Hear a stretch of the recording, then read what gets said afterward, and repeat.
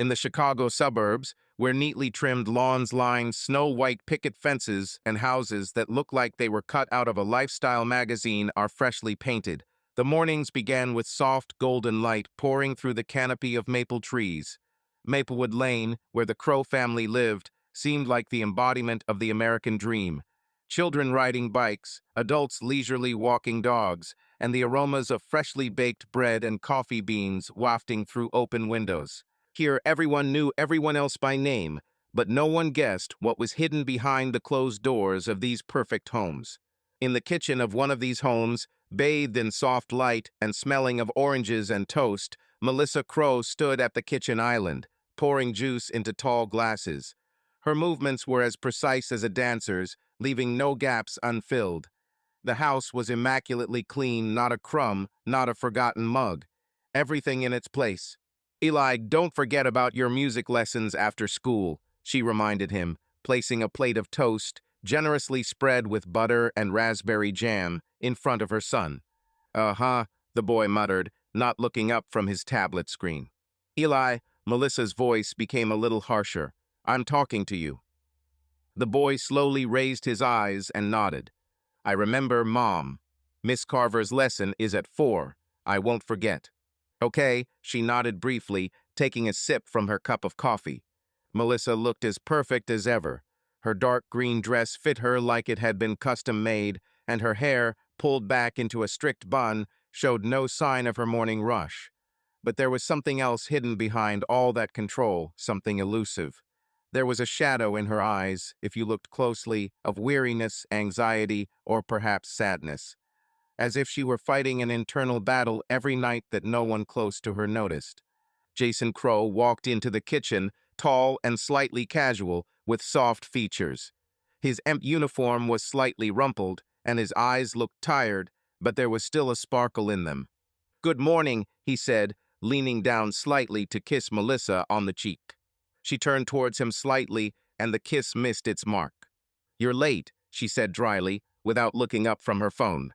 "Yeah, I know," Jason sighed heavily, pouring himself some coffee. "It was a hell of a night. 2 calls in a row, and then that accident on Route 90. 5 in the ambulance, 3 in the emergency room. I still haven't gotten any rest." He looked at his son. "Hey, champion, how are you?" "Fine," Eli responded, not taking his eyes off the tablet. "Are you drawing something?" Jason tried to join in. "No, I'm just looking." "What are you looking at?" Jason came closer, peering over his son's shoulder. "Something interesting." The boy turned off the screen. "Nothing," he shrugged. Silence hung in the air like dust that no one was in a hurry to brush away. "You said you had some project you wanted to show me," Jason reminded him, still trying to smile. "Did you find some radio in the attic?" Eli nodded, looking away. "I've almost assembled it. All that's left is to solder the wires, but I don't know how. I'll help you. Tonight, okay?" The boy perked up a little, but quickly hid his emotions. "If you're not tired." "Even if I do," Jason answered softly. Melissa looked at both of them and said quietly, "Eli, you shouldn't waste so much time on old junk. You'd better study more math." "He's growing," Jason interjected. "You said it was important to support his interests." "Support does not mean allowing responsibilities to be ignored," she snapped. Silence again. Only the ticking of the antique kitchen clock broke this morning ritual, where everyone played their part, but no one believed in the script anymore. "Okay, I'm off," Jason said, finishing his coffee. "Eli, I'll see you tonight. Mel, thanks for breakfast."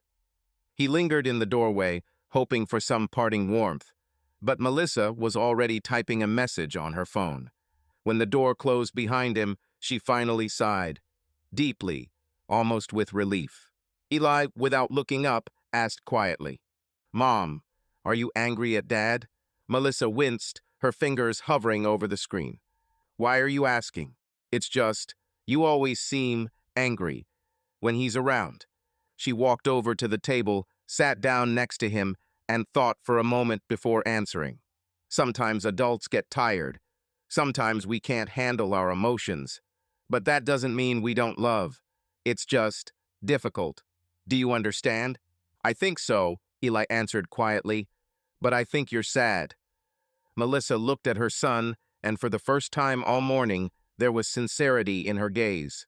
Maybe you're right.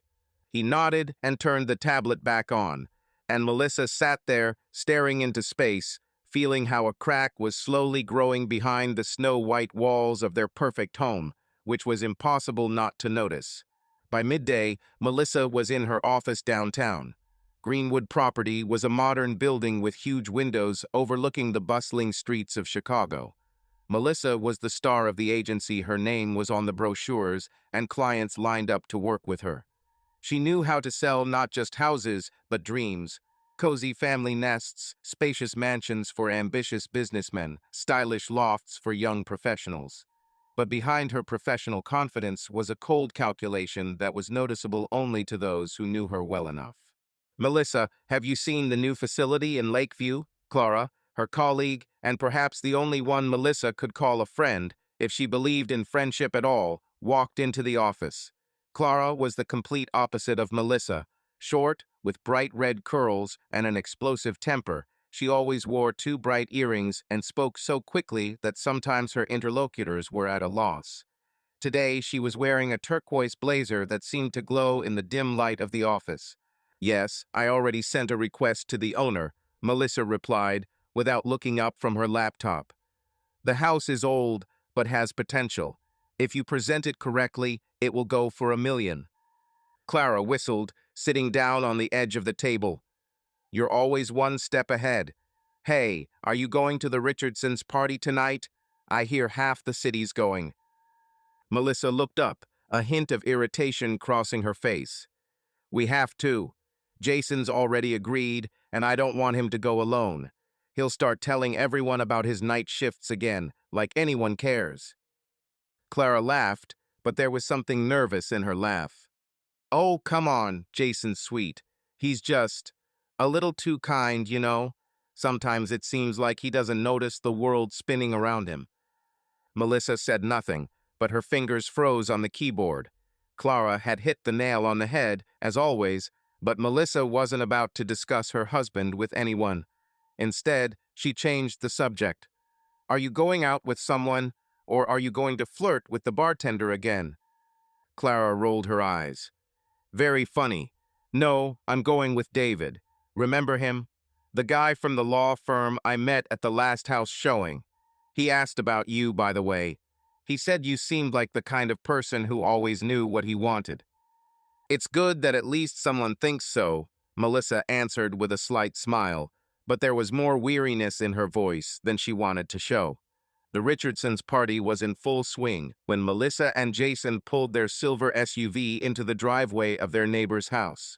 The Richardsons' mansion, huge and slightly flamboyant, with columns at the entrance and a fountain in the yard, was a local landmark. Tom and Linda Richardson, a couple in their 50s, were the unofficial kings of Maplewood Lane. Tom, a former banker, now owned several restaurants in Chicago, and Linda, with her impeccable taste and love of charity events, was the life of the party. Their house was filled with guests, neighbors, co-workers, local celebrities, and even a couple of journalists from the local newspaper. Melissa walked into the living room, holding Jason's arm. She wore a sleek black dress that showed off her figure, and her hair was down, making her look both sophisticated and approachable. Jason, in a navy blazer and white shirt, looked a little out of place, but his warm smile made up for it. Ely had stayed home with a sitter, giving his parents a rare opportunity to spend an evening alone, or rather, surrounded by dozens of other people. Melissa, Jason, how wonderful of you to come. Linda Richardson, in a bright red dress and holding a glass of champagne, flew up to them like a butterfly to a flower. Her blonde hair was styled in an intricate updo, and her diamond earrings sparkled in the light of the chandeliers. You have to try the truffle canapes. They're simply divine. Thank you, Linda, Melissa replied, giving her hostess her signature smile. The house looks amazing. You've outdone yourself again. Linda waved her hand as if to brush off the compliment, but her eyes lit up. Oh, it was Tom. He insisted on hiring a new chef for tonight. By the way, have you seen Catherine? She's around here somewhere with a new boyfriend. They say he's some kind of artist." Melissa nodded, but her gaze was already moving around the room, taking in the guests. She spotted Catherine, their neighbor 2 doors down, a woman in her 40s who had recently been divorced and seemed to be enjoying her new freedom. Catherine was standing by the fireplace, talking animatedly to a man in a wrinkled linen shirt, his long hair pulled back into a messy bun. An artist, Melissa thought, and immediately calculated how much money he could make. She couldn't help but analyze people as if each one were a potential client. Jason, meanwhile, was already engaged in conversation with Tom Richardson and another neighbor, Michael, the owner of a local auto body shop. Michael, a burly man with a thick beard and a loud laugh, was talking about a new engine he'd installed in his vintage Mustang. Jason was listening with genuine interest, nodding and asking questions, but Melissa knew his mind was elsewhere, perhaps on another emergency call trying to save someone's life. She went to the bar to get a glass of wine and immediately ran into Clara, who was, as usual, the center of attention. Next to her stood David, the lawyer she had mentioned this morning. He was tall, with neatly styled dark hair and a sharp look that suggested he was a man accustomed to winning arguments. Clara, noticing Melissa, immediately waved to her. "Mel, come here," she shouted over the music. "Meet David. He just won a lawsuit against some big corporation, by the way." David smiled, holding out his hand. "Clara's exaggerating, as usual. Just a small victory. And I hear you're the best realtor in town." Melissa shook his hand, feeling his gaze linger on her a little too long. "I try," she said with a small smile. "Although in this business, it's important to understand what people really want. Sometimes they don't know it themselves." "Interesting," David said, leaning a little closer. "What do you want, Melissa?" The question caught her off guard, and for a moment her mask of the perfect wife and professional showed a crack. She opened her mouth to answer, but then her gaze fell on Jason, who was standing across the room. He was laughing at another of Michael's jokes, but his eyes were empty, as if he was just playing a part. Melissa felt something tighten in her chest, but quickly pulled herself together. "I want my clients to be happy," she replied, returning David's playful tone. "And believe me, that's not easy." Clara laughed, but there was something strained in her laugh. She had obviously noticed the way David was looking at Melissa, and she didn't like it. Melissa took a sip of wine, feeling the cold liquid burn her throat. She suddenly wanted to leave, to go home to the quiet, but she knew that was impossible. She was here to maintain the facade, the perfect wife, the perfect mother, the perfect neighbor. Later, as the guests began to leave, Melissa and Jason stood on the Richardsons' porch, saying goodbye to their hosts. Linda hugged Melissa, whispering in her ear, "You're always so put together, Mel. How do you do it? I'd go crazy if I had your job." Melissa smiled, but her smile was cold. "Just keeping things under control," she said, and there was a note in her voice that Linda hadn't caught. As she and Jason walked to the car, he suddenly stopped and looked at her. "Are you okay?" he asked, and there was so much genuine concern in his voice that Melissa felt a pang of guilt. "Of course," she answered, but did not look him in the eye. "I'm just tired." Jason nodded, accepting her answer, but something in his eyes said he knew more than he was letting on. They got into the car, and in the silence broken only by the sound of the engine, Melissa suddenly thought that their perfect facade was beginning to crack at the seams, and something told her that soon it would collapse completely. The sun was already setting, painting the Chicago sky in shades of crimson and gold, when Melissa Crow pulled her silver SUV into the parking lot of the Lakeshore Inn.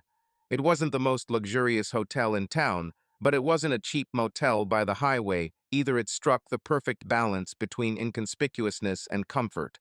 The red brick building with its large windows and neat signage was respectable enough to not arouse suspicion, but ordinary enough that no one would remember her face.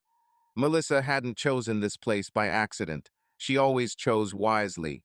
She stepped out of the car, adjusting the sunglasses she wore even in the twilight.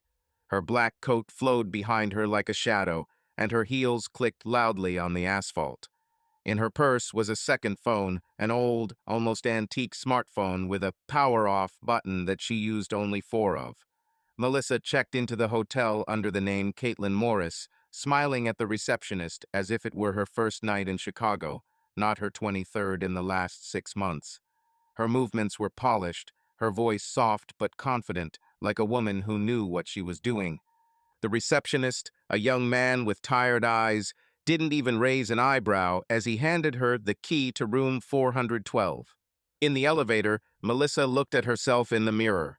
Her face was flawless. Makeup accentuated her cheekbones, her lips were as red as a ripe cherry, and her eyes, hidden behind her glasses, sparkled with something that could be called excitement. She didn't feel guilty, not a drop. Instead, a warmth spread through her chest, like a sip of expensive whiskey. It wasn't just adrenaline, it was life real, pulsating, free from the shackles of family comfort and the predictability of the suburbs. He was waiting for her in the room. Nathan. Tall, with short dark hair and sharp features, he looked like a man who was used to taking what he wanted. Nathan was a lawyer specializing in corporate disputes, and his world was full of deals, intrigue, and expensive suits. They had met 3 months earlier at a client meeting when Melissa was selling a mansion to his business partner. Then she noticed the way he looked at her not as a realtor, but as a woman to be unraveled. It was enough to ignite a spark. "You're late," Nathan said, stretching out lazily on the bed.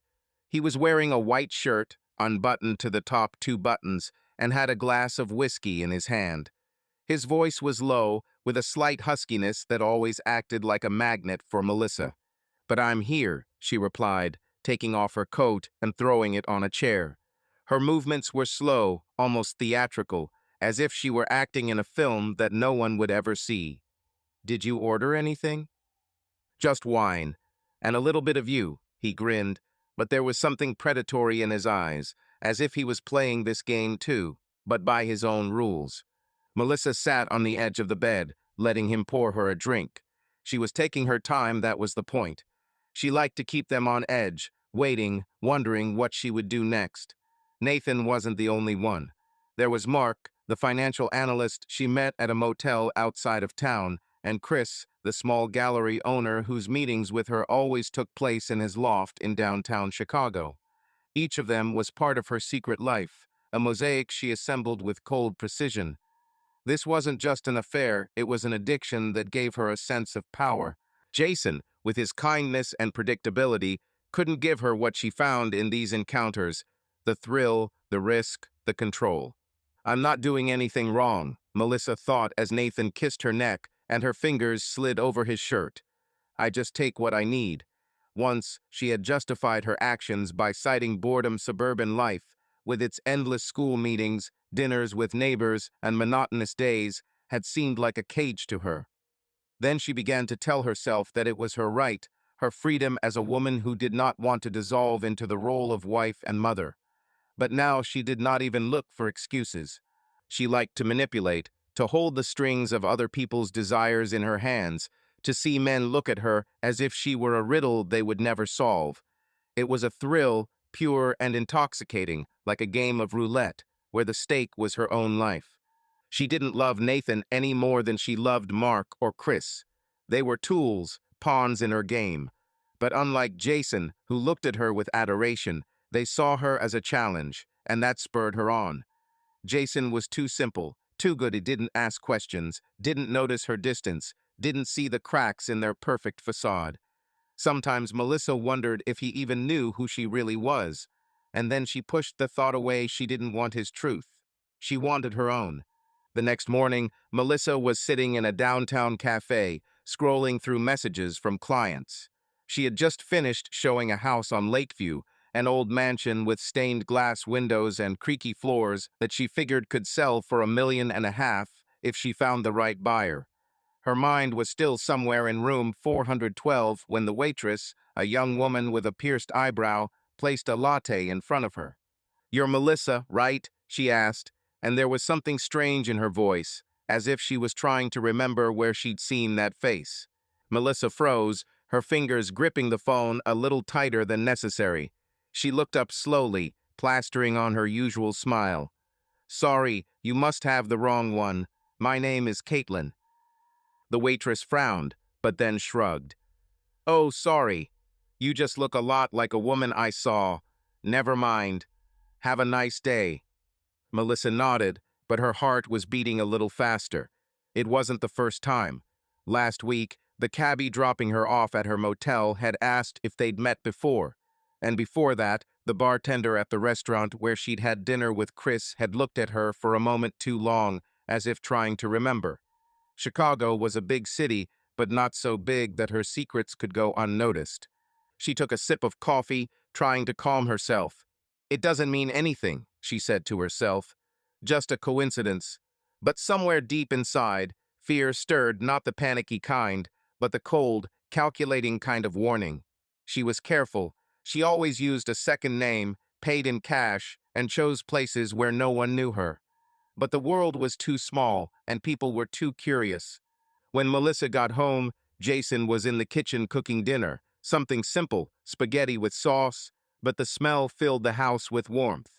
Eli was sitting at the table, drawing in his sketchbook. His pencils were scattered across the table, and strange shapes were appearing on the paper, monsters or machines or something completely incomprehensible.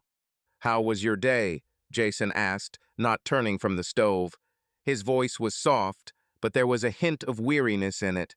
The night shift was taking its toll. As usual, Melissa replied, taking off her coat. "Showed the house, signed a couple of contracts. And you?"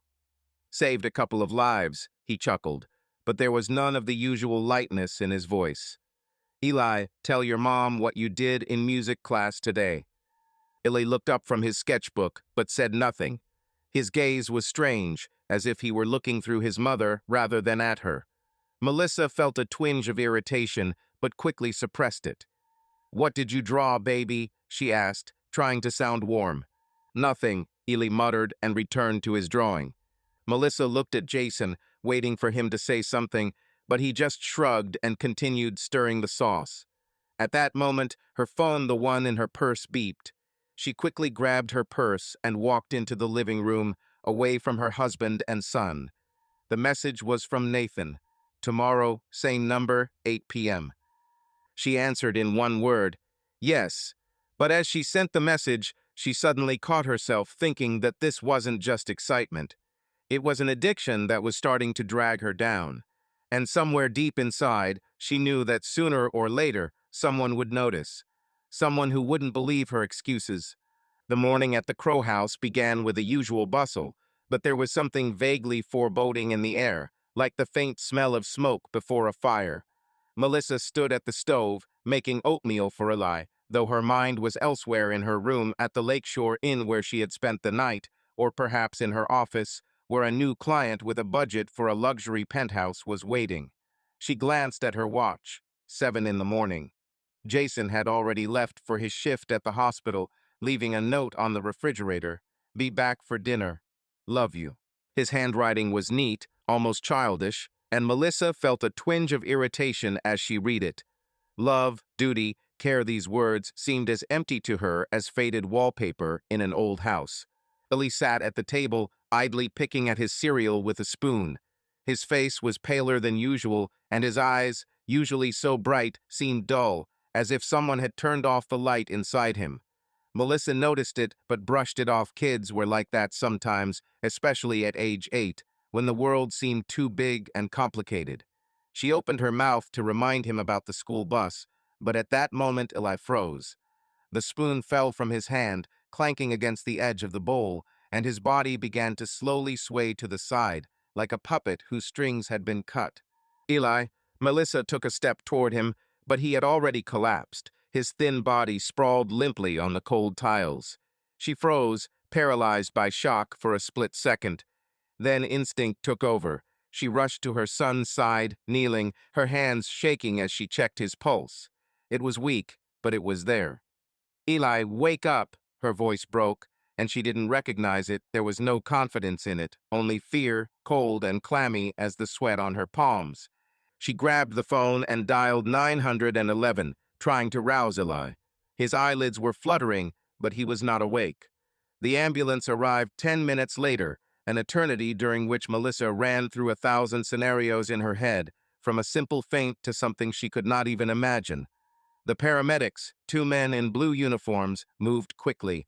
Oxygen, a stretcher, short questions that Melissa answered mechanically, like a robot. No, he wasn't sick. No, no injuries. Yes, he was pale this morning. Her voice sounded alien, as if she were watching from the outside. At the hospital where they'd taken Eli, time stretched out like rubber. Melissa sat in the emergency room, clutching a paper cup of coffee that had long since gone cold. Her phone vibrated in her bag, messages from clients, reminders from Clara, even a quick, "see you later," from Nathan, but she didn't answer. For the first time in a long time, her thoughts weren't about deals or secret meetings, but about her son. She tried to remember when Illy had started to look so tired, so distant, but only fragments came back. His silence at dinner, the drawings that grew stranger, his habit of sitting in his room with the door closed. How could she have missed it?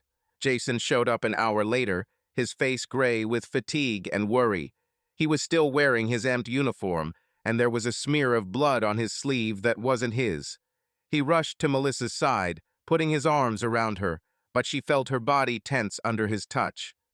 "What happened?" he asked, his voice shaking. "Did they say anything?" "Not yet," Melissa replied, stepping back. "We're waiting for the doctor." Jason nodded, but his eyes were fixed on the IQ doors. He looked like he wanted to rush in and start examining her himself. Melissa watched him and felt irritation building inside her. Not at him, but at the situation itself, at the fact that she was here, in this sterile, antiseptic-smelling room, instead of in her office, signing contracts, or drinking wine in her hotel room. She quickly caught herself. How could she be thinking such a thing when her son was lying behind those doors? But once the thought had begun, it would not go away, like a splinter under her skin.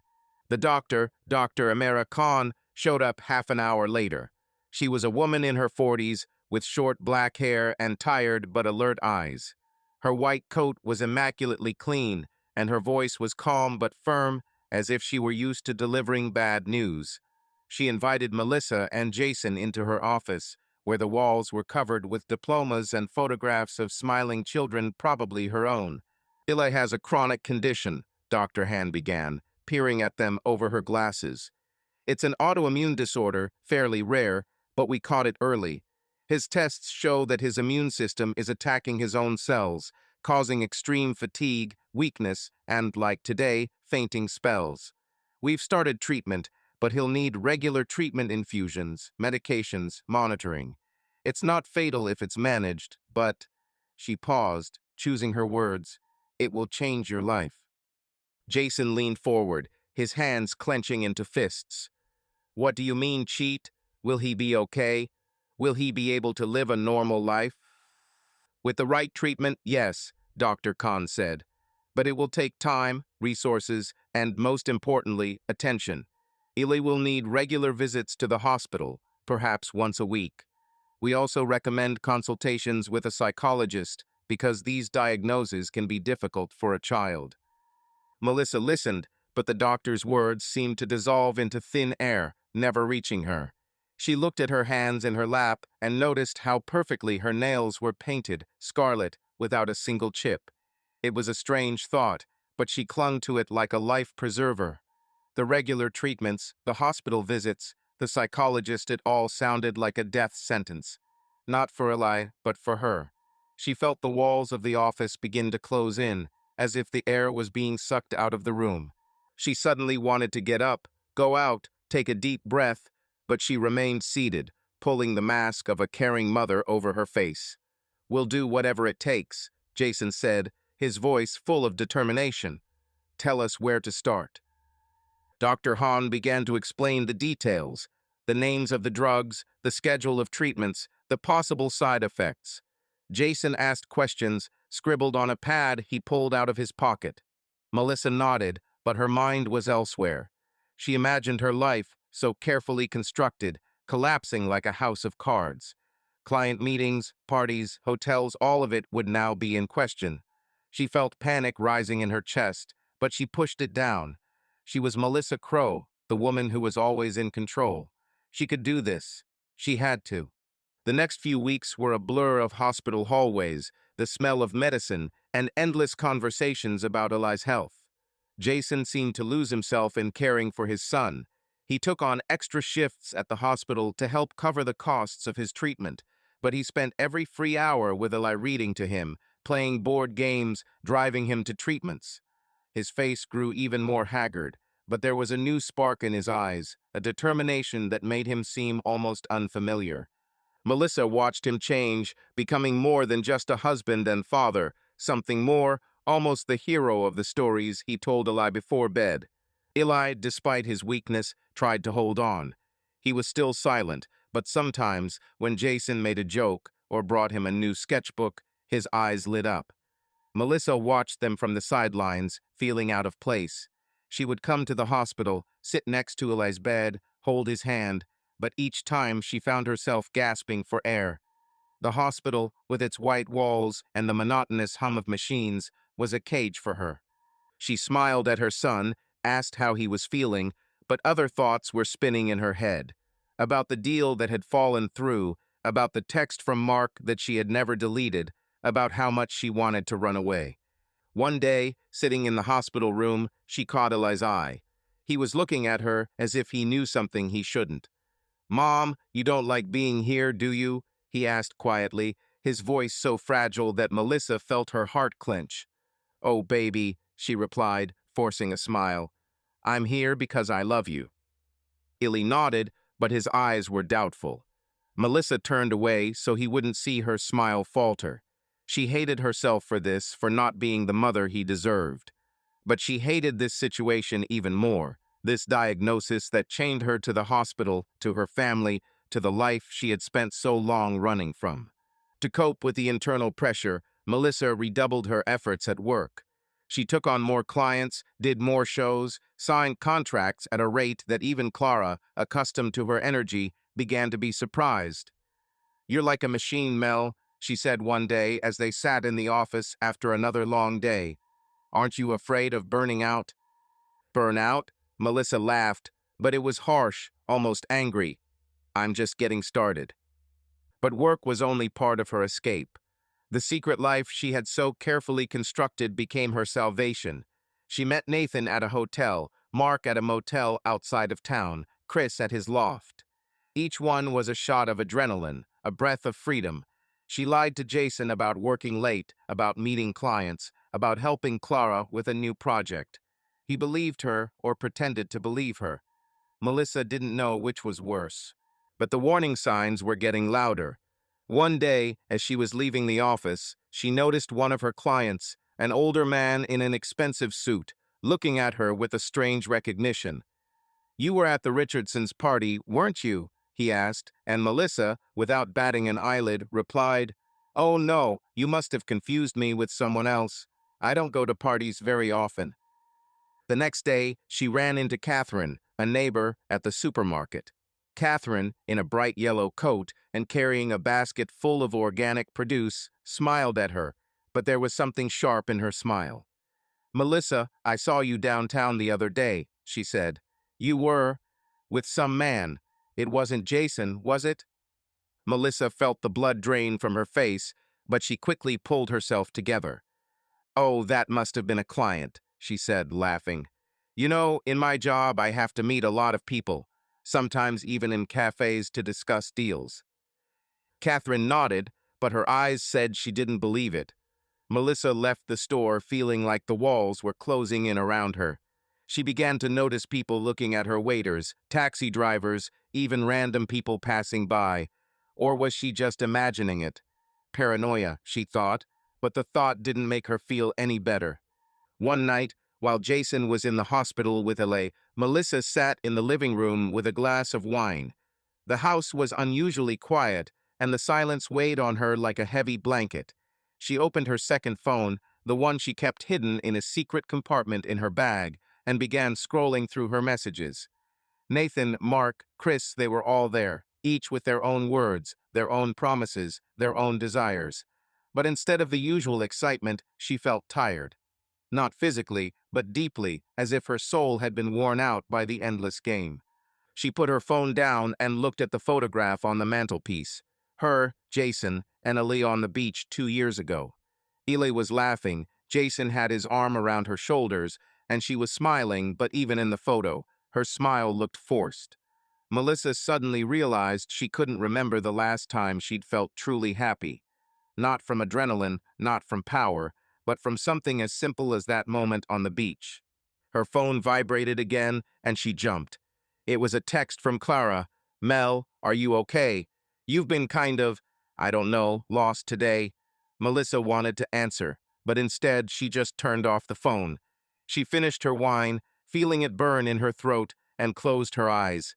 She needed to find a way out, not from the hospital, not from her family, but from herself. But she didn't know if that was possible.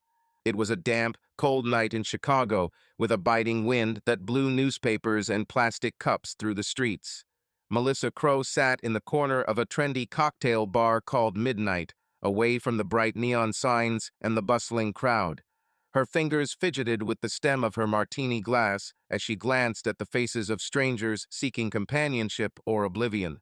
She hadn't planned on staying long, just stopping by to unwind after another long day of hospital hallways, strained conversations with Jason, and the feeling that her life was coiling tightly around her. But something about the bar, the dim light, and the low hum of the music made her linger. She noticed him the moment he walked in. Tall, with broad shoulders and a casual gait, he moved as if the world belonged to him. His black leather jacket was shabby but expensive, and his dark hair, slightly streaked with gray, fell over his forehead, obscuring his eyes, which she thought held a mixture of mockery and danger. He was not like her usual lovers, not the polished Nathan, not the calculating Mark, not the bohemian Chris. This man, whose name was Cassidy, she learned his name later, radiated something primal, almost animalistic, like a predator who makes no secret of his intentions. Cassidy walked up to the bar, ordered a whiskey, and glanced around the room without looking at the bartender. His eyes landed on Melissa, and a crooked grin played across his lips. She felt a chill run down her spine, not fear, but something close to anticipation. She knew that look, knew what it meant, and instead of turning away, as any sensible person would, she gave him a small smile. That was the beginning. Their introduction happened quickly, as if someone had hit a fast-forward button. Cassidy sat down next to her without asking, and ordered another martini for her without her asking. His voice was low, with a raspy edge, as if he'd smoked too much or slept too little. "You don't look like the type who usually comes here," he said, looking her straight in the eye. "Too well-groomed." Melissa laughed, pushing her hair off her shoulder. "You look like the type who comes here. What are you looking for here? Trouble?" "Maybe," he answered, and there was something in his smile that made her heart beat faster. "And you, did you run away from your husband or from yourself?" The question hit her like a punch in the gut, but Melissa didn't show it. She knew how to keep up a facade. "Maybe I just want to drink in good company," she said, taking a sip of her martini. "And you seem to know how to entertain a woman." Cassidy leaned closer, and she caught a whiff of his cologne, thick with leather and smoke. "I know more than you think," he said quietly, his voice a threat mixed with promise. Melissa felt her body respond to the mixture, as if someone had lit a match inside her. She was used to the game, to the flirtation, to the control, but with Cassidy it was different. He didn't play by her rules, he didn't play at all.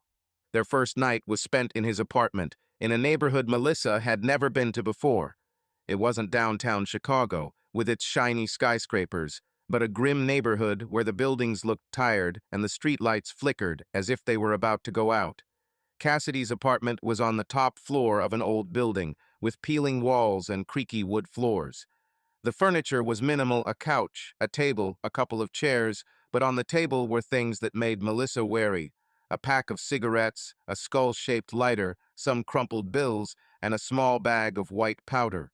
She didn't ask what it was, but her instincts told her that Cassidy was more than just a charismatic stranger. He wasn't gentle like Jason or calculating like Nathan. Cassidy was rough, almost cruel, but there was a strange appeal to his movements, as if he knew how far he could go without crossing a line.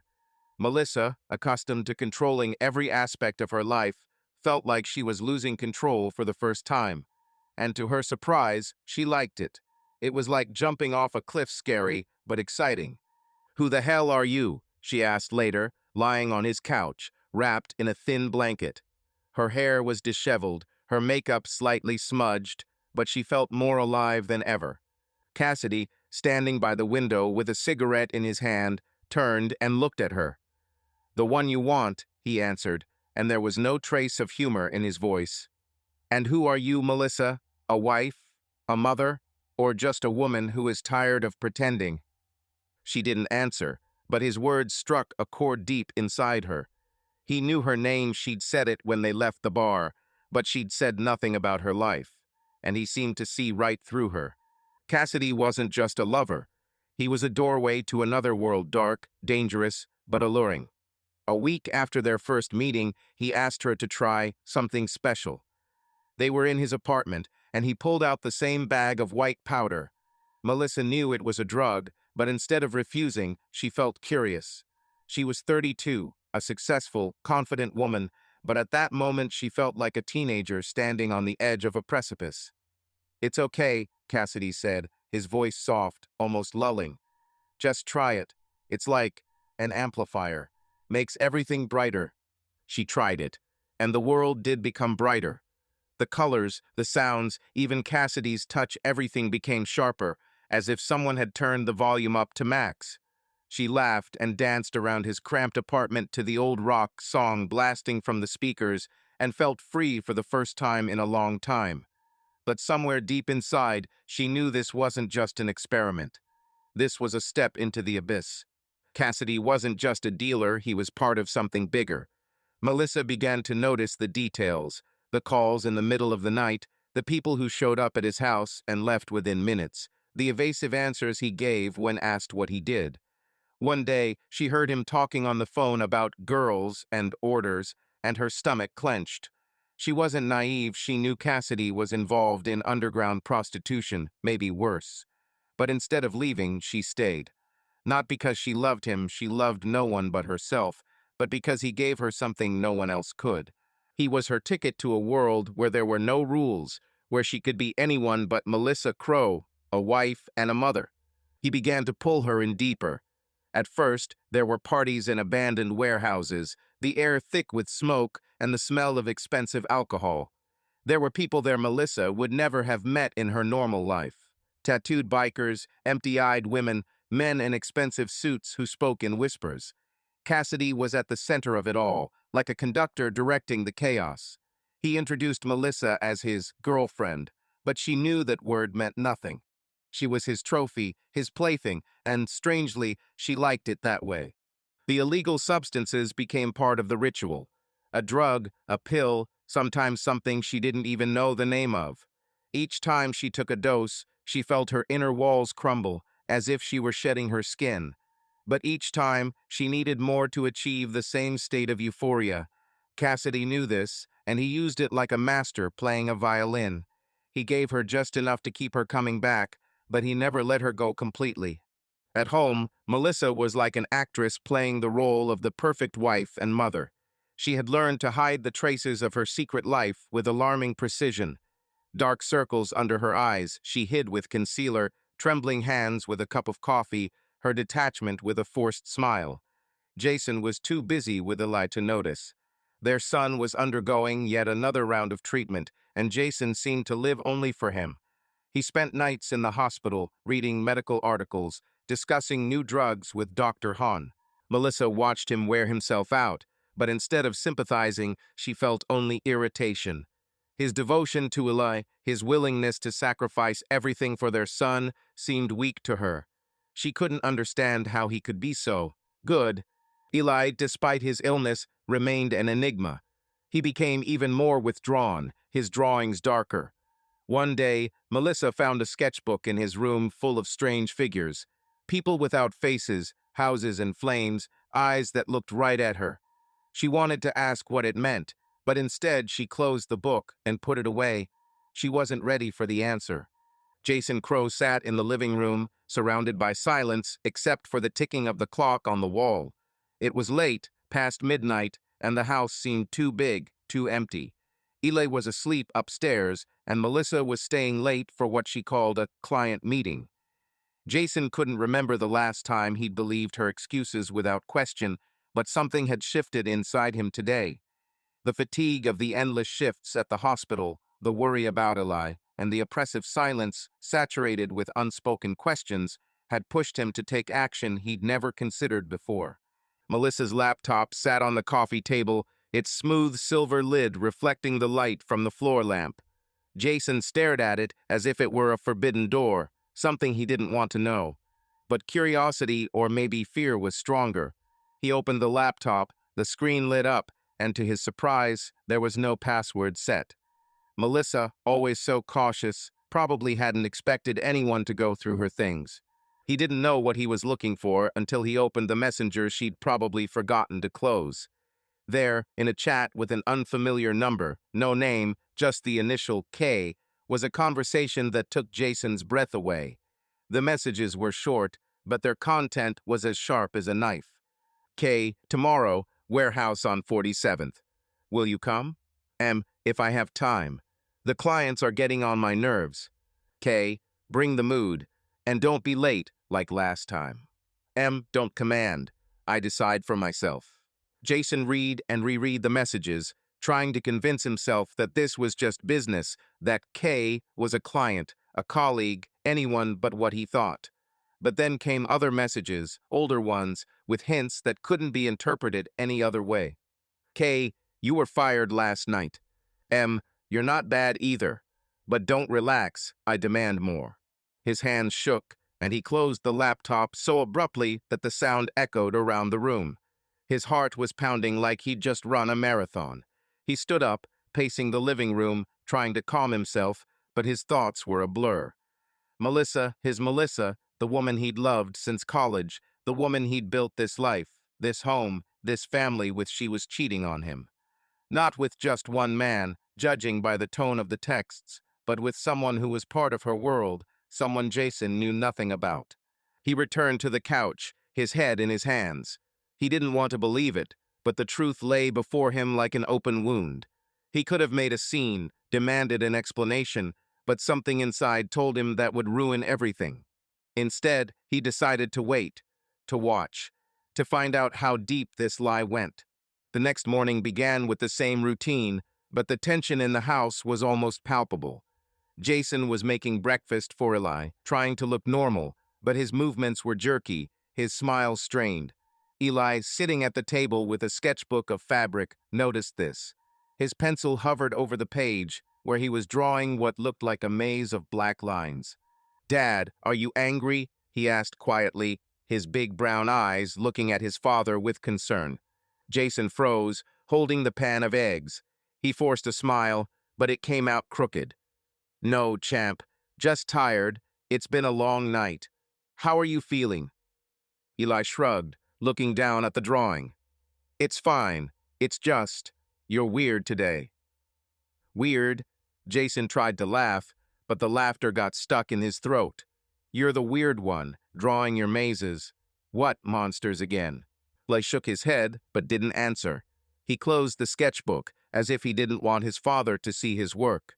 Jason felt a pang of guilt. He knew his son had become even more withdrawn since he'd started treatment, but now he seemed to notice the tension between his parents. Eli was too smart not to see the cracks in their family. Melissa came downstairs, dressed in a sharp pantsuit, her hair pulled back into a high bun. She looked flawless as always, but Jason was looking at her differently now. He was looking for signs of what? Lies? Fatigue? A desire to escape? But her face was as impenetrable as a mask. "Good morning," she said, pouring herself some coffee. "Eli, are you ready for school? I'll drive you. I have a meeting not far from there today."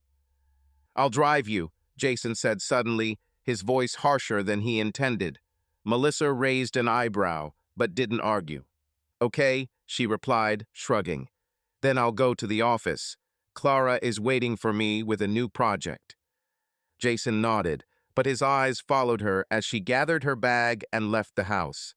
He didn't know what she was looking for, but every step she took now seemed suspicious. As the door closed behind her, he turned to Eli. "Come on, champ. Get ready." Eli nodded silently, but his eyes were full of questions he didn't dare ask. Jason began following Melissa almost instinctively. He wasn't a detective, didn't know how to spy, but his anxiety was stronger than logic. He began to notice little things: how often she stayed late at work, how quickly she put her phone away when he walked into the room, how her smile grew a little tighter when he asked her questions about her day. He installed a location tracking app on her car, not because he wanted to, but because he couldn't help it. He felt like a traitor, but Melissa's betrayal seemed to justify it. That evening, while Lily was at the hospital for another procedure, Jason sat in his car outside Melissa's office.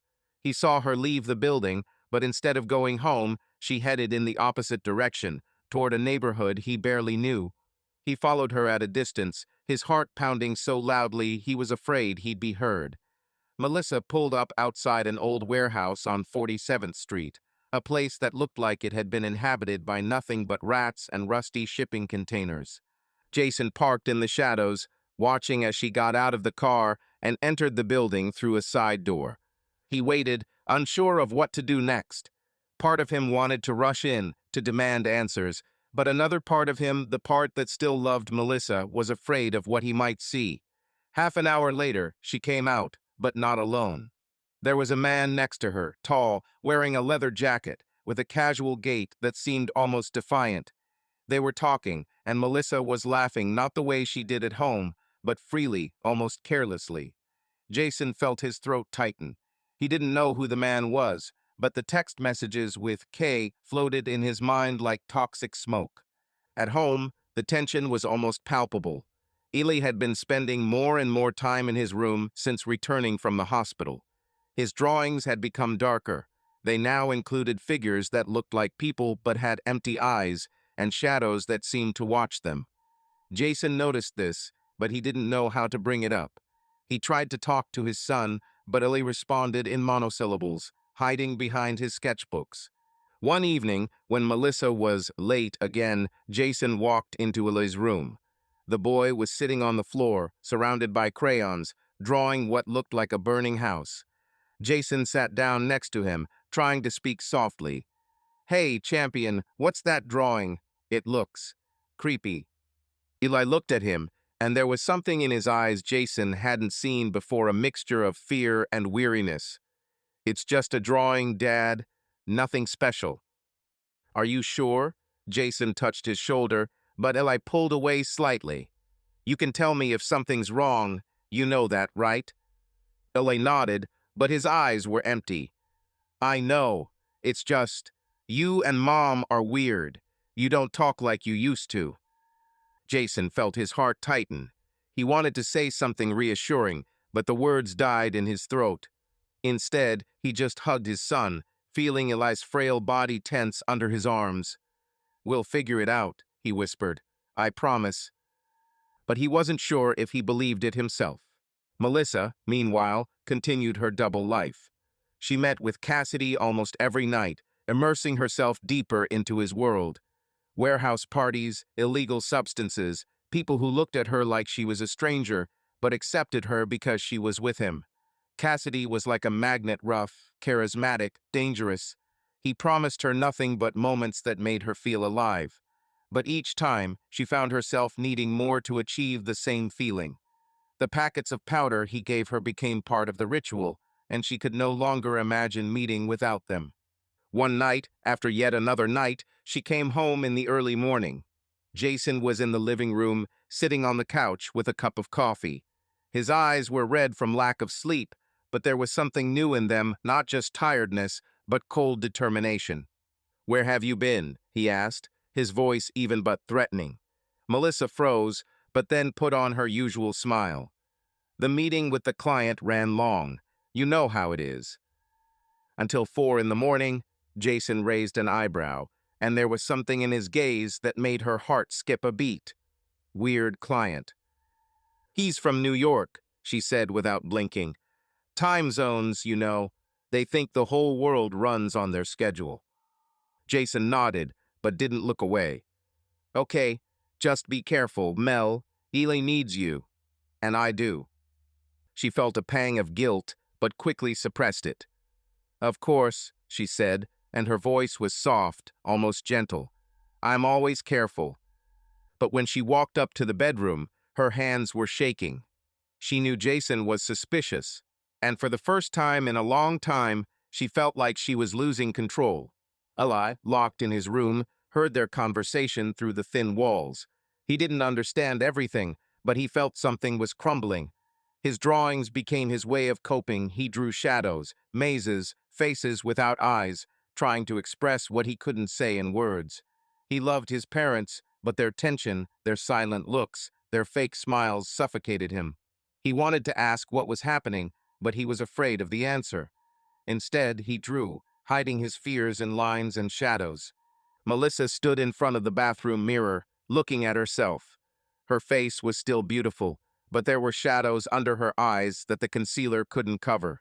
She thought about Cassidy, about his world, how it was sucking her in like a swamp, and about Jason, who seemed to be starting to see the real her. She didn't know how much longer she could keep up this facade, but she knew one thing: she wouldn't stop. Not now, not when she was so close to the edge. The rain was pouring down, turning the streets of Chicago into mirrors that reflected neon lights and the blurry silhouettes of people passing by. Melissa Crow sat in her SUV, parked outside an abandoned cafe on the outskirts of town. Her fingers gripped the steering wheel so tightly that her knuckles were white, and her gaze was glued to the phone on the passenger seat. The screen glowed, displaying the message that had arrived an hour earlier and turned her world upside down. You thought I'd forget, Caitlin, or whatever your name is. 50 grand, or your husband will find out, and not just him. Meet me tomorrow, 10 p.m., Old Warehouse on 47th. Don't be late. The sender was listed simply as M. Melissa knew who it was. Mark, a financial analyst she'd met at a motel outside of town almost a year earlier. Back then, he'd seemed dull, predictable, but convenient, a man who asked no questions and demanded no commitment. She'd cut them off when he'd started showing too much interest, but Mark wasn't who he seemed. She'd spent a few hours scouring the internet and found enough to know that Mark wasn't just an analyst. His real name was Marcus Velasquez, an ex-con who'd served 3 years for laundering money for a Mexican cartel. How could she have been so blind? Melissa leaned back in her seat, closing her eyes. Her heart was pounding, but not from fear, from rage. She hated it when someone tried to control her. Mark thought he had her cornered, but she wasn't one to give in easily. She needed a solution, and the only person who could help was Cassidy. She knew that turning to him would cost her a lot, not just in money, but in things she couldn't take back. But she had no choice. Cassidy lived in a world where rules were written in blood and money. His apartment, smelling of cigarettes and whiskey, was like a portal to another reality, a reality where morality was a luxury and power the only currency. When Melissa walked in, he was sitting on the couch, idly strumming an old guitar. On the table in front of him was an open bag of white powder, a bottle of bourbon, and a couple of empty glasses. He looked up, and his lips curved into a familiar, crooked grin. "You look like the world has ended," he said, putting his guitar down. "What's wrong, princess?" Melissa dropped her bag on the floor and sat down across from him, crossing her arms. She hated it when he called her that, but now was not the time to argue. "I need your help," she said, trying to keep her voice even. "There's someone, he's blackmailing me. He knows about us. About me. He wants money." Cassidy's eyes narrowed, his gaze sharp as a blade. "How much?" 50,000. He whistled, but there was no surprise in his tone, only mockery. "Seriously, and who is this daredevil?" "His name is Marcus Velasquez. He's not who he seemed." Melissa hesitated, unsure how much to say. "He's connected to some people. Dangerous ones." Cassidy laughed, but it was cold as a winter wind. "Dangerous? Honey, you have no idea what dangerous people are." He leaned closer, his eyes boring into hers. "But I can help. For a price." Melissa knew what he was talking about. It wasn't money. She had plenty of that. Cassidy wanted something more, something that would bind her to him even more tightly. She felt the impulses warring inside her, to run or to give in. But there was nowhere to run. "What do you want?" she asked, although she already knew the answer. Cassidy smiled, slowly, like a predator sensing its prey. "You know what I want. You, all of it. No games, no excuses. You do what I say, and your little blackmailer will disappear." Melissa swallowed, feeling her throat tighten. She knew Cassidy wasn't kidding. His world was full of people who disappeared without a trace, and she didn't want to know how he'd do it. But the thought of Mark telling Jason, ruining her family, her reputation, was unbearable. She nodded, not meeting his eyes. "Okay, do what you have to do." Cassidy stood up, walked over to her, and ran his finger down her cheek. His touch was both gentle and menacing. "Good girl," he whispered. "I'll deal with your Mark tomorrow. And you, come see me tonight, and don't be late." Jason, meanwhile, continued his secret investigation. He didn't tell Melissa about the messages he'd found, but every move she made now seemed suspicious to him. He followed her whenever he could, using a tracking app, but he felt pathetic. He was a doctor, saving lives, and now he was playing spy, trying to catch his wife in a lie. But the truth was too painful to ignore. He noticed that Melissa had become even more distant. She would come home late, smelling of expensive perfume and something else, something strong, like cigarette smoke or chemicals. Her smiles became less frequent, and her eyes became emptier. Jason wanted to ask what was going on, but he stopped himself each time. He was afraid of the answer. Instead, he focused on Eli, spending all his free time with him, reading books, playing chess, trying to distract his son from his illness and the tension that hung in the house. Eli, however, saw more than Jason thought. The boy, despite his frailty, was observant. He noticed how Mom avoided Dad's gaze, how Dad clenched his jaw when she walked away. One evening, when Jason was helping him with his homework, Eli suddenly said, "Dad, why does Mom always leave? She doesn't want to be with us." Jason froze, his hand hovering over his math book. He looked at his son, at his pale face, his eyes full of questions, and felt his heart tighten. "She's just busy, champ," he said, trying to sound convincing. "Mom has a lot of work, but she loves us." Ely nodded, but his eyes said he didn't believe it. He went back to his drawing, this time of a man standing in the center of a maze, surrounded by shadows. Jason wanted to ask what it meant, but he didn't dare. He was afraid his son was seeing more than he should. The next evening, Melissa met Mark at a warehouse on 47th Street. The place was grim, with rusty containers and a musty smell. Mark was waiting for her, standing by an old truck, his face half hidden in shadow. He was different from how she remembered. He was wearing a worn leather jacket instead of a neat suit, and there was a cold determination in his eyes. "Did you bring the money?" he asked without preamble. His voice was rough, with a slight accent she hadn't noticed before. Melissa clutched the bag that held only half the amount, all she had managed to gather that day. "I brought 25,000, she said, trying to sound confident. "The rest will be here in a week." Mark laughed, but it was a mirthless laugh. "You think I'm kidding? 50, or your husband gets the video. And not just him. Your clients, your neighbors, your whole perfect life down the drain." Melissa felt the blood drain from her face. "Video?" she asked, her voice shaking. "Oh yeah," Mark grinned, pulling out his phone. "The motel, you and me. You thought I didn't think of that? I'm not stupid, Caitlin, or Melissa, whatever your real name is." She wanted to answer, but the words caught in her throat. She knew he wasn't bluffing. Mark wasn't just a wronged lover, he was a man who knew how to exploit other people's weaknesses. She nodded, trying to buy herself some time. "I'll get the money. Give me a week." 3 days, he snapped. "And don't try to play with me. I know where you live, and where your son goes to school." The threat in his voice was like a blow. Melissa felt her knees buckle, but she forced herself to stand up straight. "Okay," she said, 3 days. She left, feeling his gaze burning into her back. She sat in the car for a few minutes, trying to catch her breath. She needed to get to Cassidy. He was the only one who could solve this problem. Cassidy was waiting for her in his apartment, as if he knew she would come. He was calm, almost lazy, but there was something in his eyes that made Melissa wary. She told him everything, not holding back details, even about the video. Cassidy listened in silence, sipping his bourbon, and then he stood up and walked over to her. "I'll handle it," he said, his voice low, almost menacing. "But you know the price." Melissa nodded, feeling something break inside her. She knew this wasn't just sex. Cassidy wanted complete control over her, and she agreed because there was no other way. The night had been long, rough, and painful, but Melissa didn't resist. She knew this was the price she paid for saving him. The next day, Cassidy reported that the problem was solved.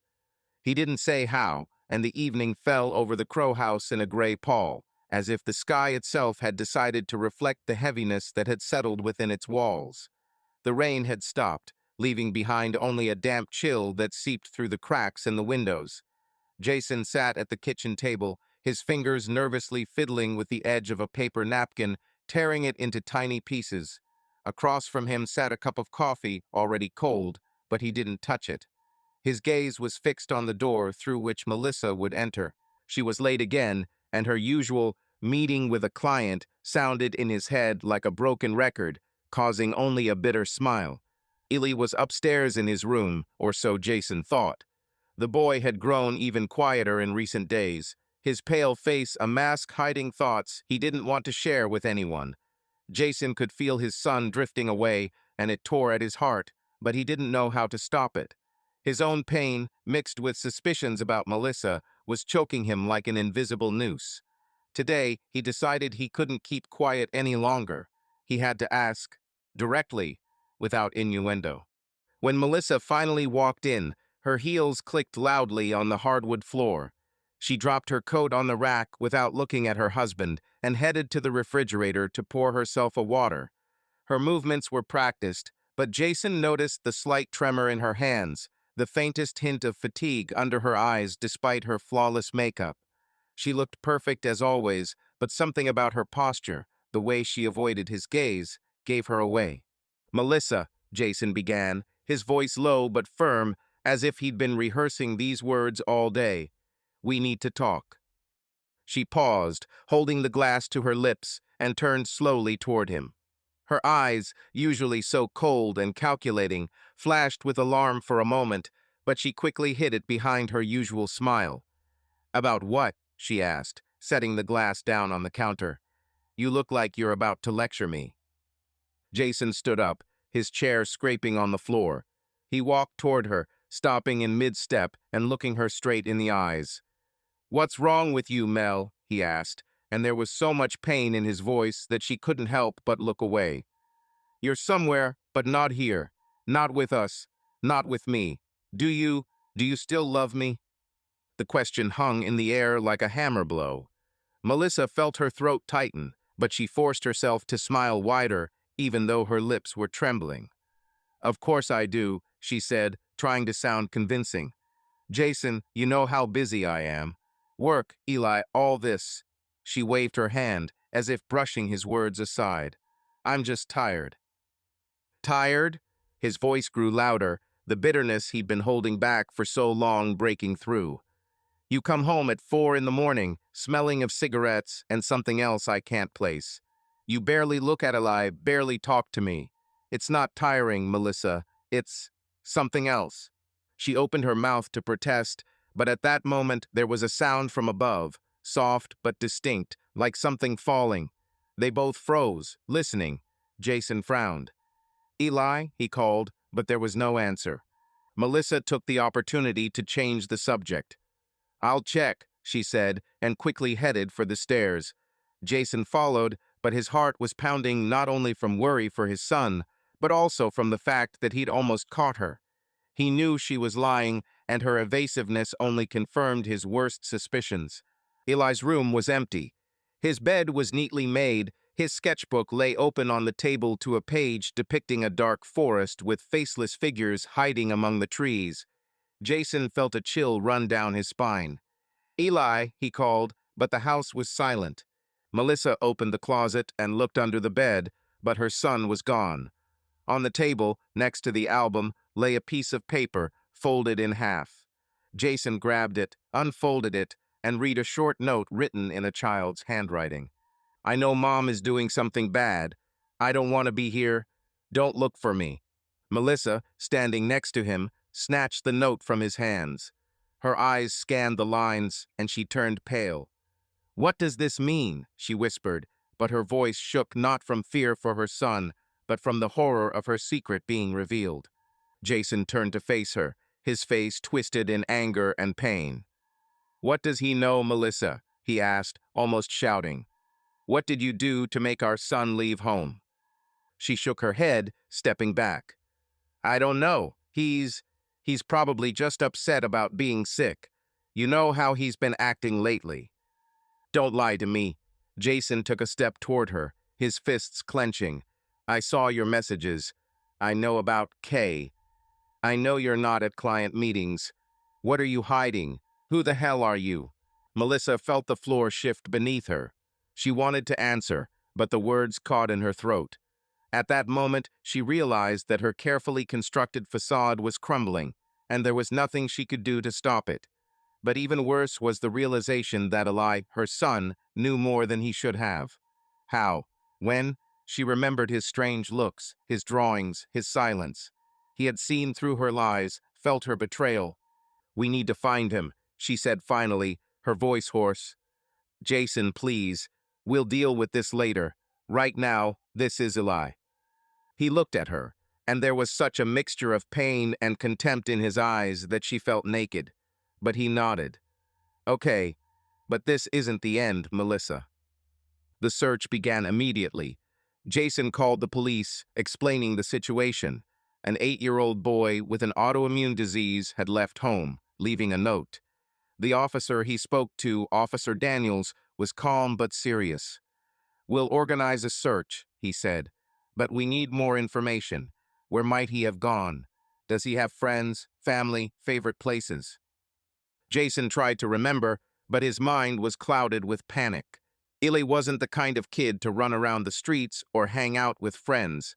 He was a loner, preferring his room, his drawings. But Jason remembered Illy once mentioning an abandoned park near his school where he liked to sit on the swings and think. That was their first clue.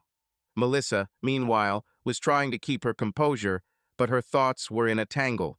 She remembered Illy coming into her bedroom a few days ago while she was texting Cassidy on her second phone. She'd quickly hidden it, but maybe he'd noticed. Or maybe he'd found something else, her second phone, which she sometimes forgot to hide, or worse, one of her purses, where she kept the little bags from Cassidy. She felt her world shrinking, like the walls of her house were turning into a cage. The police arrived half an hour later. Officer Daniels, a stocky man in his 40s with a crew cut and tired eyes, questioned them about Illy's habits, his condition, and his friends.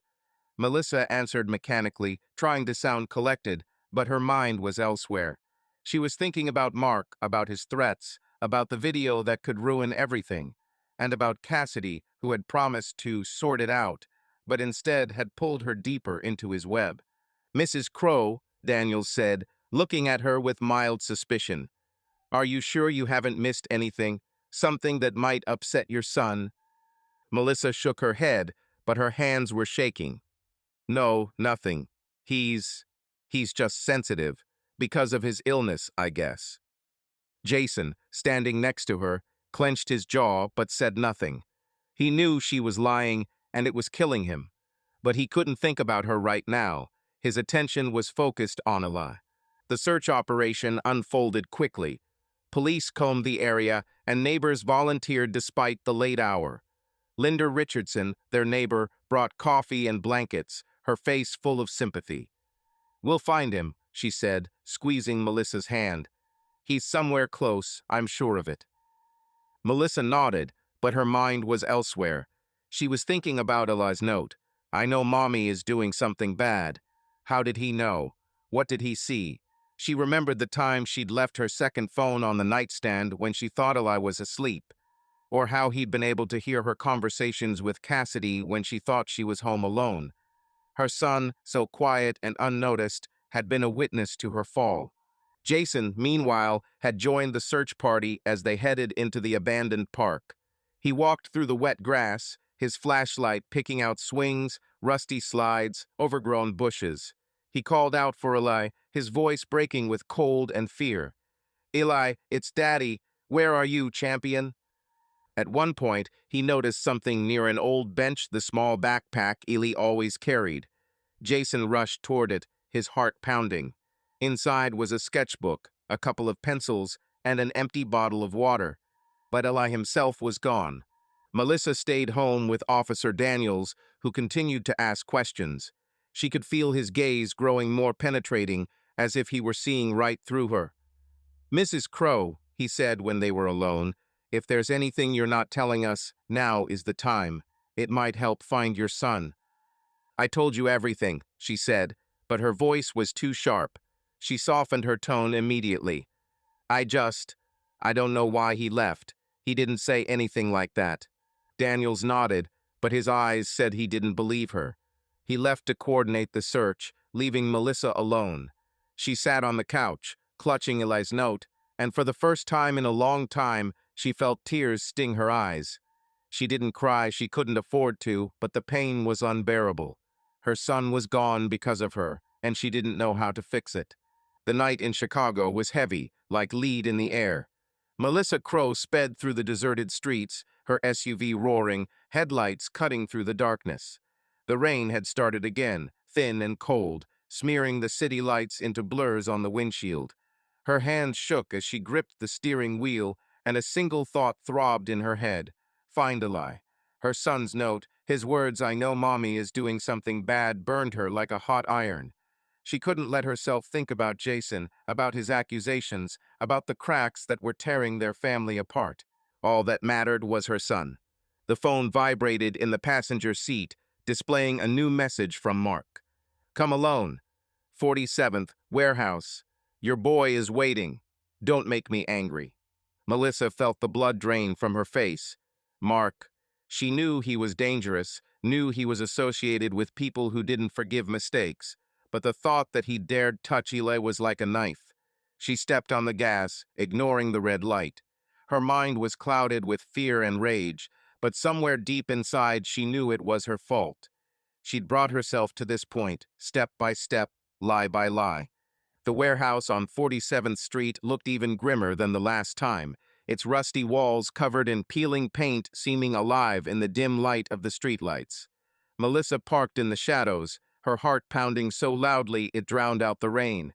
She stuffed her second phone into her coat pocket, but left her purse in the car. She needed to move fast. The warehouse door was ajar, and a faint light, like a lantern or lamp, shone from inside. She walked in, trying to walk quietly, but her heels clicked traitorously on the concrete floor. The place smelled damp and metallic, like rust or blood. Her eyes adjusted to the dim light, and she saw him Mark standing at the far end of the warehouse, next to a pile of old crates. He was wearing the same battered leather jacket as last time, but now he was holding a knife, the blade glinting in the light of the lantern. And at his feet, bound and gagged, sat Eli. Melissa froze, her breath caught in her throat. Eli looked at her, his eyes full of fear, but there was something else in them too, pain, betrayal. She wanted to rush to him, but Mark raised his hand, stopping her. "Not so fast, Caitlin," he said, his voice low and menacing. "Or whatever your name was. You thought you could just disappear? Ignore me?" He took a step forward, the knife in his hand shaking. "You owe me, and I'm going to take it. And your son, he's just a bonus, so you know I'm not a mess." Melissa felt her anger overpower her fear. "Let him go," she said, her voice cold as steel. "This is between us. He has nothing to do with it." Mark laughed, but it was harsh, almost hysterical. "Nothing to do with it. You made him part of this when you started your games. Did you think I wouldn't know who you were? A successful real estate agent, a perfect wife, a mother? He spat on the floor. You're as dirty as I am. You just pretend to be better. Ely made a muffled noise, trying to speak through the gag. Melissa stepped forward, but Mark pointed the knife at her. Stay still, he barked. The money, where is it? I brought it, she lied, her voice steady. She slowly raised her hands, showing that they were empty. They're in the car. Let it go, and I'll give you everything. Mark narrowed his eyes, his glare like a cornered animal's. You think I believe you? After the way your friend tried to scare me? He nodded at Eli. I know who you hang out with. Cassidy and his gang. You got yourself into some shit, Melissa, and now you're going to pay.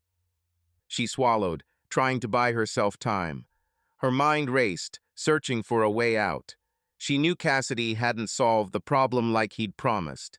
He'd either lied or underestimated Mark, but it didn't matter now. She had to get Ellie out. Okay, she said, taking a small step forward. I'll get the money. Just don't touch him. Please. Mark grinned, but there was something unstable in his smile, as if he were teetering on the edge. You're in no position to ask, he said, but I'll give you a chance. You'll come with me right now. We'll leave the boy here. If you do what I say, he'll come home safe. Melissa felt her stomach clench. She knew he wouldn't let Ellie go, knew it was a trap. But she had no weapons, no plan, only desperation and rage coursing through her veins. She nodded, slowly lowering her arms. Okay, I'm coming with you. Mark led her toward the exit, holding the knife at her back. Eli remained on the floor, his eyes watching his mother, terrified. Melissa forced herself not to look at him. If she met his gaze, she would break. Instead, she focused on Mark, on his heavy breathing, on his footsteps echoing in the empty warehouse. She waited for the moment. They went outside, where the rain had gotten heavier, sloshing the asphalt. Mark pushed her toward his truck, parked nearby. Open the door, he ordered, and there was panic in his voice, as if he didn't know what he was doing.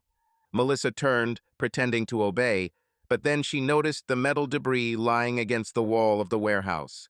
She wasn't thinking. Her body was faster than her mind. She grabbed the pipe and swung it at Mark's hand, where he held the knife. He screamed, the knife fell, clattering to the pavement, and Melissa hit him again, this time at his head. Mark collapsed, his body hitting the wet asphalt with a thud. Blood began to leak from the wound on his temple, mixing with the rainwater. Melissa stood over him, clutching the pipe, her breathing ragged. She didn't know if he was alive or dead, but at that moment she didn't care. She dropped the pipe and ran back into the warehouse. Eli was where she had left him. She dropped to her knees, untying the ropes and pulling out the gag. It's okay, baby, she whispered, her voice shaking. I'm here. You're safe. Eli looked at her, his eyes full of tears. Why, Mom? He asked, and his voice was so fragile she felt her heart break. Why are you like this? She didn't answer. She couldn't. She hugged him, feeling his thin body tremble in her arms. She knew he had seen too much, knew too much. But now the main thing was to get him out of here. They walked back to the car, Melissa holding Eli's hand as if she were afraid he would disappear again. She didn't look at Mark's body lying in the rain, but his image was imprinted in her mind. She had killed a man, in a fit of passion, in a panic for her son, but that didn't change the fact. She was a murderer. In the car, Eli was silent, staring out the window. Melissa wanted to say something, to explain, but the words felt empty. Instead, she called Jason. I found him, she said when he answered. He's okay. We're going home. Jason didn't ask where she'd been, what had happened. His voice was full of relief, but there was something else in it, too, a chill she couldn't ignore. Okay, he said. I'll be waiting for you. When they got home, Jason hugged Elise so tightly the boy almost choked. He didn't look at Melissa, but she could feel his gaze even when he turned away. The police had been notified that Ellie had been found, and Officer Daniels had promised to stop by in the morning to ask questions. Melissa knew she would have to lie again, make up a story that would explain where Eli had been, why he had left. But now the lie felt harder than ever. Eli went to bed, but not before he looked at his mother and said, "I saw your phone. That one, the other one. And I heard you talking to someone. I know what you're doing." Melissa felt her world crumble completely. She wanted to explain, to justify herself, but instead she just nodded. "Sleep, baby," she whispered. "We'll talk tomorrow." As Illy went into his room, Jason turned to her. "This isn't over, Melissa," he said, his voice quiet but heavy as stone. "I want to know everything, and I will." She nodded, feeling something inside her break. She had saved her son, but she had lost herself. And now, standing on the edge of the abyss, she didn't know if she could get out. Darkness had fallen over the Crow house, as if trying to hide it from the world. The living room was silent, only the faint hum of the refrigerator and the distant sound of the wind outside the windows broke the ominous silence. Melissa sat on the couch, her hands shaking despite her best efforts to keep herself under control. Her eyes, usually so cool and confident, were now full of panic, and her makeup, always flawless, was slightly smudged from the tears she had failed to hold back. Jason stood opposite her, his figure in the semi-darkness seeming motionless as a statue, but a storm raged in his eyes, a mixture of pain, anger, and something else that Melissa could not make out. The light from the table lamp cast harsh shadows on the walls, turning the room into a scene from a nightmare where every gesture, every word could be the last. Eli was asleep upstairs, exhausted from the events of the night. His return home was a miracle, but Melissa knew that miracle had come at a high cost. She had just told Jason the truth, not all of it, but the part that burned her inside. She couldn't lie anymore, not after her son was in Mark's hands, not after she had crossed the line of no return. "I killed him, Jason," she said, her voice hoarse, almost alien. She looked at the floor, unable to meet his gaze. "Mark, he was blackmailing me. He took Ali to punish me. I followed him to the warehouse. He threatened me with a knife, and I stabbed him with a pipe. I didn't mean to kill him. It was an accident. I just wanted to save Ali." Jason was silent, and that silence was worse than any scream. His hands were shaking, clenched into fists, and his face was so pale it seemed as if the blood had left his body. He took a step toward her, and for a moment Melissa thought he was going to hit her, but instead he knelt before her, his eyes searching hers. "You killed a man, Melissa," he said quietly, but there was so much pain in his voice that she felt her heart squeeze. "You dragged our son into this nightmare. How could you do this?" Melissa opened her mouth to answer, but the words caught in her throat. She wanted to explain, to tell him about Cassidy, about the drugs, about the blackmail, but it all seemed so distant now, so meaningless. Instead, she whispered, "I didn't mean to. I don't know how it happened, but Eli is safe. That's all that matters." Jason stood up, his movements jerky, as if he were struggling with himself. "Safe?" His voice broke, but he quickly regained his composure. "He left home because he knew you were doing something bad. He saw you lie, and now he saw you." He trailed off, unable to say the word killed. "Where's the body, Melissa?" She looked up, her eyes full of horror. "In the warehouse, on 47th Street. I left him there." Jason nodded, his face hardening as if he'd made a decision. "We're going there. Now, we need to clean up our tracks before the police get there." Melissa froze, not believing her ears. You'll help me." He looked at her, and there was something else in his eyes, not love, but duty mingled with disgust. "For Eli," he said, "not for you. Come." They drove in silence, the sound of the rain and the squeak of the windshield wipers the only sounds. Melissa sat in the passenger seat, her fingers fiddling with the hem of her coat. Jason drove, his eyes glued to the road, but she could feel his tension, like an electric shock in the air. She wanted to say something, to explain, but every word felt hollow. She had destroyed their family, and now Jason, the man she once loved, was willing to cover up her crime. But at what cost? The warehouse on 47th Street looked as ominous as it had hours earlier. The rain had washed away some of the blood, but Mark's body was still where she'd left it, against the wall next to the rusty crates. His face, contorted with pain, was almost unrecognizable in the dim light of the flashlight Melissa had turned on to illuminate the scene. Jason paused, looking at the body. His breathing was heavy, as if he were holding back vomit. "Is this him?" he asked, his voice barely audible. Melissa nodded, unable to speak. She expected him to scream, to accuse her, but instead he turned to her and said, "We'll make it look like self-defense, but you'll do whatever I say. Understand?" She nodded again, feeling she would dissolve under his gaze. Jason was not the man she knew. His kindness, his gentleness were gone, replaced by a cold determination. He pulled his gloves from the car, the ones he always kept in the glove compartment for emergencies, and began to work. They moved the body closer to the center of the warehouse, where the floor was covered in dirt and debris. Jason picked up Mark's knife, which was still lying on the pavement, and carefully placed it in the dead man's hand, leaving fingerprints. Then he threw several boxes around, creating the appearance of a struggle. Melissa watched him, fascinated, unable to believe that her husband, a doctor who had saved lives, was now helping to cover up a murder. "When the police come, you'll say he attacked you," Jason said, wiping sweat from his forehead. "You defended yourself, grabbed the pipe, and hit him. Eli was there. You were afraid for him. Understand?" "Yes," she whispered, her voice weak as a child's. He looked at her, and there was no warmth in his eyes. "This isn't for you, Melissa.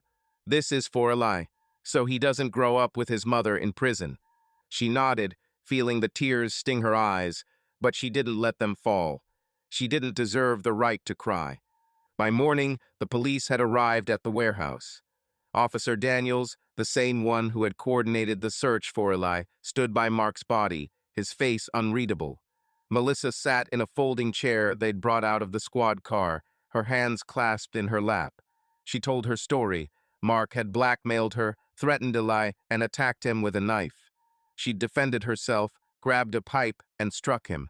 Eli, sitting in the car with Jason, corroborated her account, though his eyes were blank and his voice was barely audible.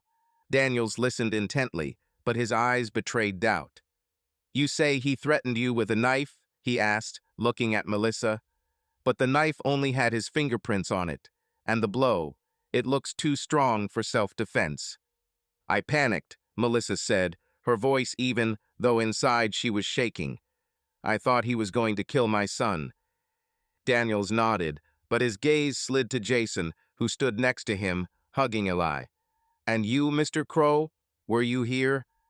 "No," Jason said, his voice firm. "I came later, when Melissa called me. She was in shock. I just picked Eli up and took him home."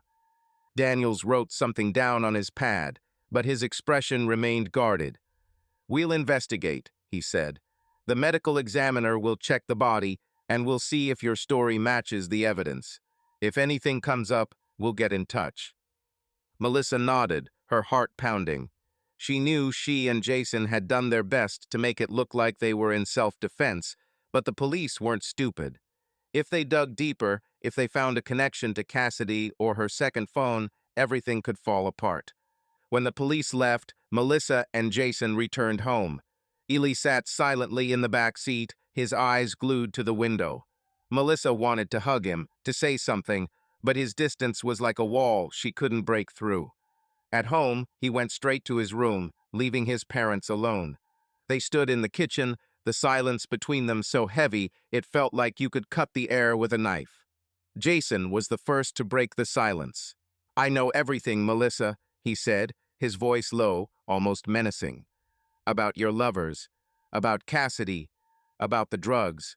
I saw your second phone, your texts. I followed you." Melissa felt her world crumble completely.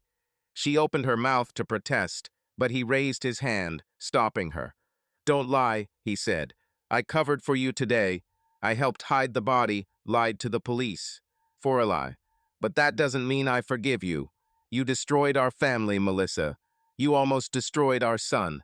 She wanted to answer, but the tears she had been holding back for so long burst forth. "I didn't mean to," she whispered. I'm confused.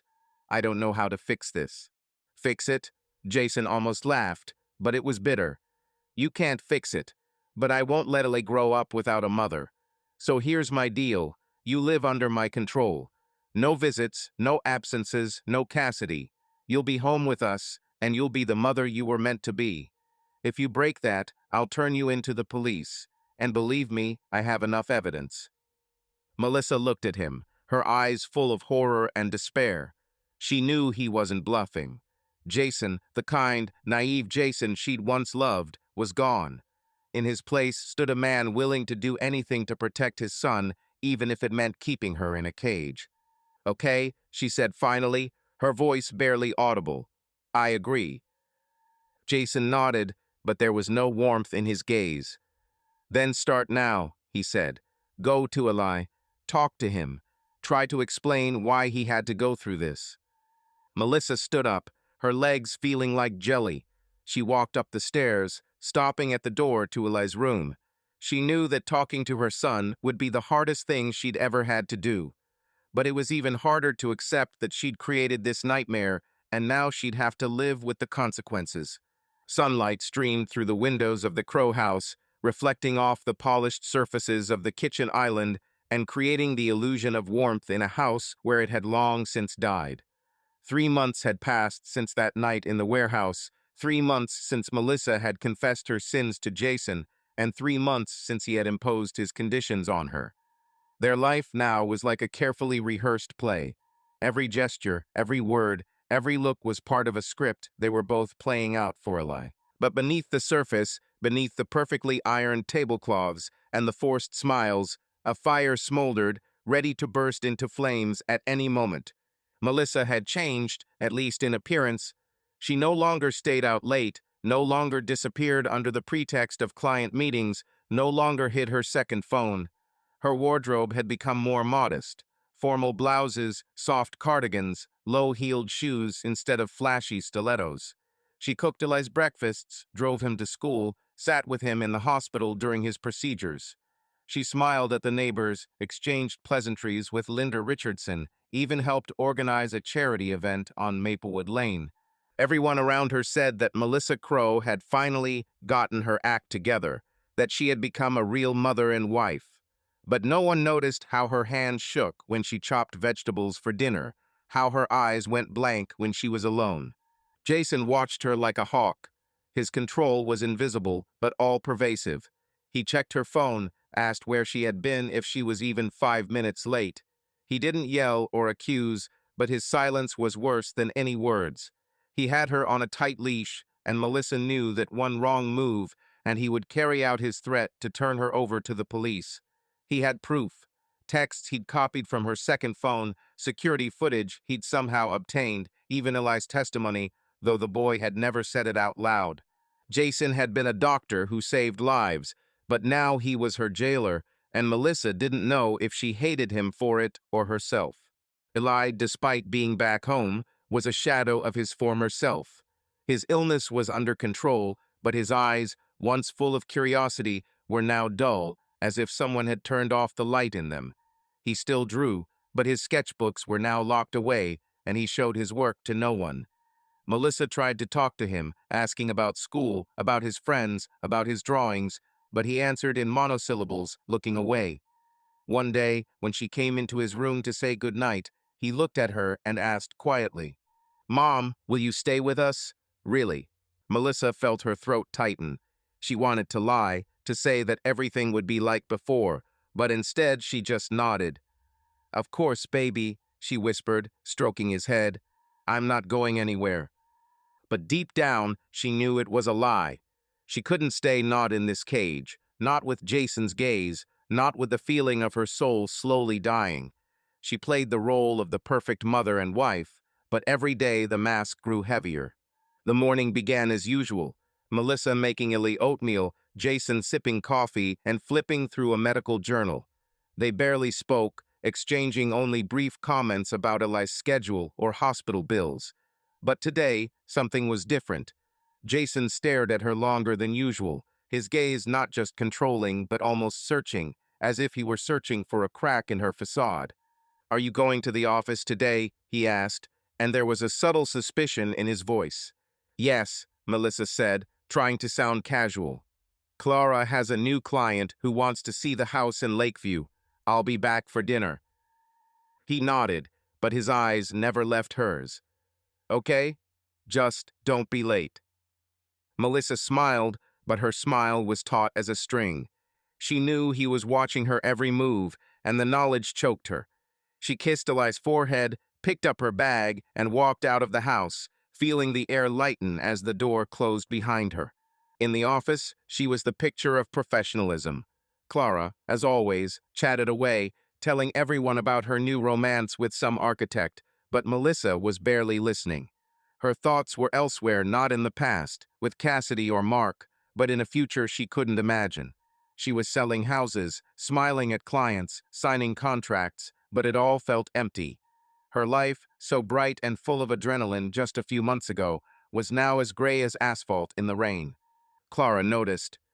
"Mel, are you okay?" she asked when they were alone in the conference room. Her red hair was pulled back into a messy bun, and her bright green earrings sparkled in the light. "It's like you're not here." Melissa forced a smile. "It's okay. Just a lot to do."